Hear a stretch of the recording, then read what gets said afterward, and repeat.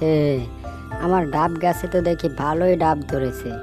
যাক, এবছরও আগের বছরের মতো অনেক টাকায় ডাব বিক্রি করা যাবে। আর যা গরম পড়েছে না, অনেক দামে ডাবগুলো বিক্রি করা যাবে। যাই এখন বাড়িতে, বিকেলে ডাবগুলো বিক্রি করতে যেতে হবে। এখন বাড়িতে যাই।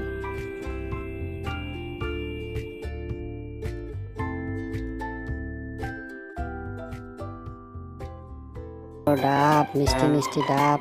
ডাব কিনলে এখানে আসেন, ডাব।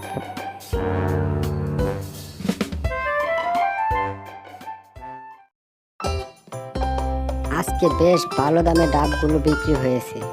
যাক, অনেকদিন বসে বসে খাওয়া যাবে।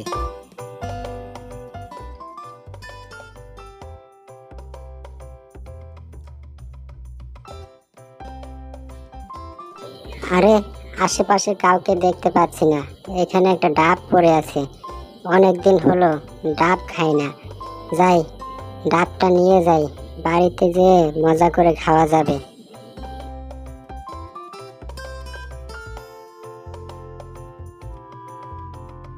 এ শিয়ালের বাচ্চা, তুই আমার গাছ থেকে ডাব চুরি করছিস কেন? তোর বাবাকে আমি আজকে বিচার দিব। দে, এখন আমার ডাব দে, শিয়ালের বাচ্চা চোর।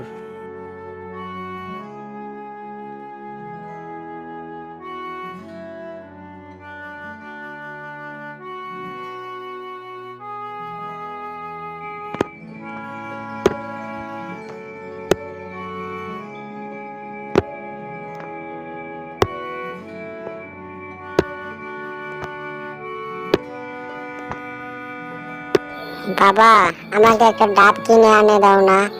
শিয়াল আঙ্কেলের গাছ থেকে একটা ডাব আনতে চেয়েছিলাম। শিয়াল আঙ্কেল আমার কাছ থেকে ডাবটা রেখে দিয়ে চোর বলেছে। তুই তো জানিস আমি কাঠ কেটে যা রোজগার করি তা দিয়ে তোকে ঠিক মতো দুবেলা ভাত খাওয়াতে পারি না। ডাব তোকে আমি কিভাবে কিনে এনে দেব? ডাবের যা দাম। যা, এখন ঘরে যা, সকালে ভাত খাসনি। ভাত রেখে দিছি, ভাত খা। আর কোথাও যাস না, আমি বনে যাচ্ছি কাঠ কাটতে, আসতে একটু দেরি হবে। এখন ঘরে যা। এই বলে শিয়াল কাঠ কাটার জন্য বনের উদ্দেশ্যে রওনা দিল।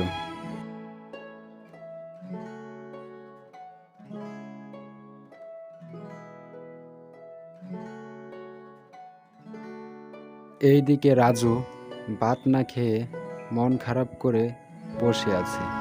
তারপর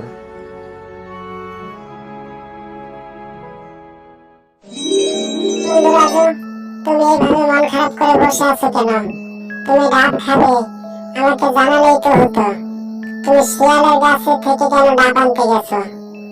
বন্ধু, তোমাকে আমি ডাব গাছ দেব। তুমি এই ডাব সারা জীবন খেতে পারবে, ডাব শেষ হবে না। এই নাও বন্ধু, তোমার ডাব গাছ। এখন আমি গেলাম বন্ধু, আবার দেখা হবে। এই ডাব আমি এখন সারা জীবন খেতে পারবো। আর শিয়াল আঙ্কেলের গাছে আমি ডাব আনতে যাব না। এখন থেকে আমার ডাব গাছ আছে। আমার বাবা আর আমি মিলে ডাব বিক্রি করব আর ডাব খাবো।